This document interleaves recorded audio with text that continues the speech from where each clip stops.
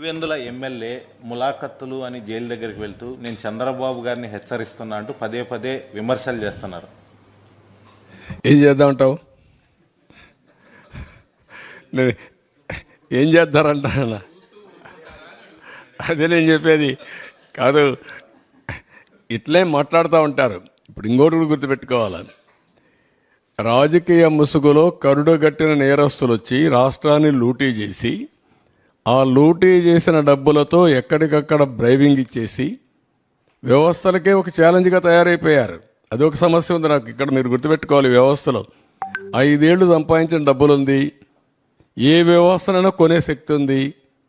ఆ వ్యవస్థను కొనే పరిస్థితికి వస్తారు. అందుకే మార్నింగ్ కూడా బ్యాంకర్స్ అని చెప్పాను, 200-500 రూపాయలు రద్దు చేయండి, క్యాష్లెస్ విలేజెస్ ఉండేట్టుగా ఎక్కడ చూసినా డిజిటల్ కరెన్సీ ప్రమోట్ చేయండి మీరు అని చెప్పాం.